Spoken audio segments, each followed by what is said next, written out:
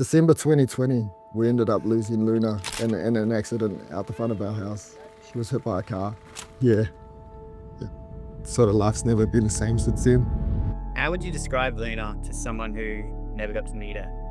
She was everything to me. She was kind. Even though I had her for 3 years, she was just easy. She was the type of kid that our friends would always say, you know, no kids to come to the party or no kids to the party, but you guys can bring Luna. She was absolutely beautiful. I feel closest to her when I'm in the deep hurt locker. Like, it sounds like a weird thing, but when I'm hurting the most, I feel like that's when she's on my shoulder. That's when she's talking to me. That's when I can talk to her. Those big long sessions, those are my favorite, because that's when I feel like I'm right next to her.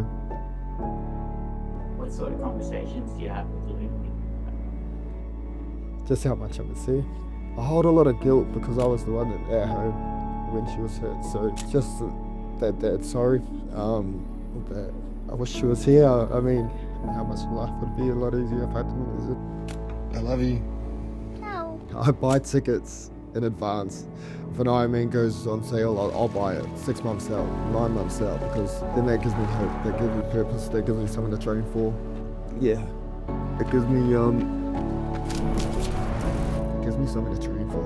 I think when you're lost in deep grief, that 1% better sounds doable. Whether it's waking up in the morning and putting your shoes on and getting up and just turning up for yourself, that's my 1%. I think when you're in deep, dark times, that 1% is honestly so doable for anybody.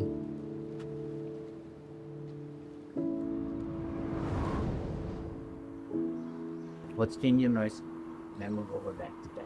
Probably the first triathlon, and all my boys were just like, let's do it, man. I literally told 1 or 2 of my boys the next minute.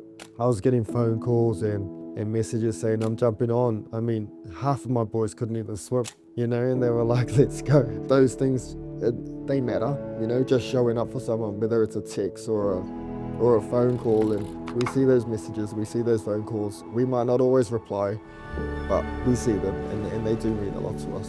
When I first lost Luna, we were going to see a psychologist, and I think that was the best thing I could do. Mental health has still got this, especially men's mental health, it's got this big stigma around it. We're supposed to be these tough guys, and I think a lot of men still suffer in silence. Me talking openly about it to someone doesn't have to be someone you know, whether it's a psychologist or someone you know, but being raw and vulnerable is so healing. It's so healing. We're 5 years into our grief journey, and it just feels like we're dipping our toe in the pool, so we're getting there.